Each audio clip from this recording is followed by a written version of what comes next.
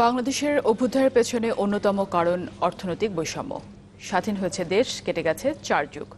ভঙ্গুর অর্থনীতির গল্প পেছনে ফেলে গড়েছে টেকসই অর্থনীতি।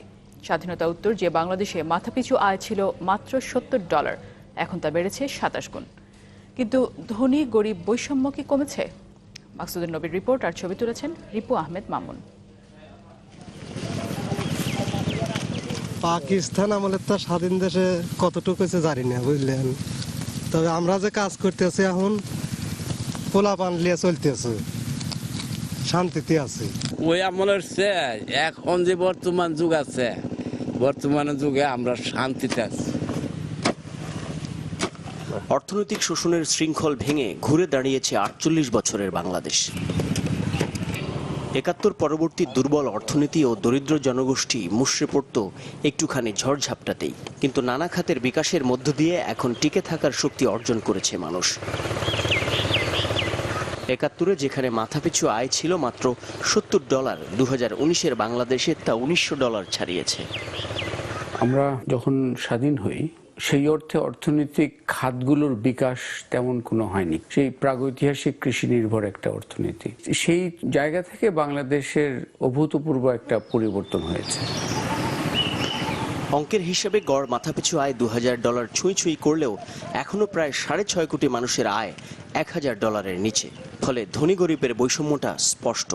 আর পরিসংখ্যান ব্যুরোর তথ্য বিশ্লেষণ করে দেখা যায় 6 বছরে জাতীয় আয়ের শীর্ষ 10% ধনীদের অবদান 35 থেকে বেড়েছে 38%। অন্যদিকে সবচেয়ে গরিব 10% মানুষের অবদান 2 থেকে নেমেছে 1%।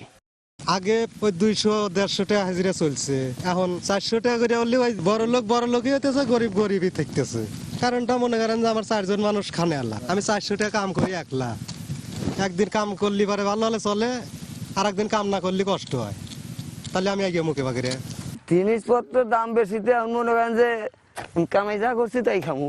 কাম করলাম 400 টাকা, 50 টাকা দিয়ে লাই নিলাম, এক তো হবি না ওটা। গোস্তর বগলিতে যা মনে হয় মুরগি টুরগি আছে ফার্মের। $3 না খেয়ে আছে সেই গরিব কিন্তু এখন গরিব না। কিন্তু এখন গরিব হচ্ছে যে এই যে দিনান্তে দিন সর্বক্ষণ একটা চিন্তার মধ্যে থাকতে হচ্ছে। রাজনৈতিক ক্ষমতার কাছাকাছি যারা আছেন তারা অর্থনৈতিক সুযোগগুলো বেশি পান, এই ধরনের একটা ফর্মুলায় আমরা আগাচ্ছি। এখান থেকে বের হয়ে কর্মঠ বাংলাদেশি তাদেরকে সমান সুযোগটা করে দেওয়াটা খুব জরুরি। যদি সেটা হয়, দক্ষিণ কোরিয়াকেও আমরা এবং ওদেরকে অতিক্রম করে আরও যেতে পারব। স্বাধীনতা উত্তর ভঙ্গুর অর্থনীতি থেকে গত 4.5 দশকে বাংলাদেশের অর্থনীতি এখন একটা টেকসই ভিত্তির উপর দাঁড়িয়েছে। এটি এখন প্রতিষ্ঠিত বিষয়।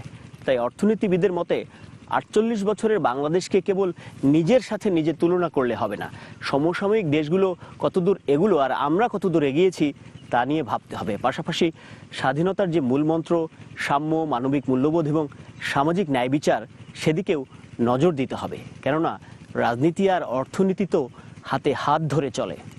মাকসুদুন নবী, চ্যানেল 24, সিংগাইর, মানিকগঞ্জ।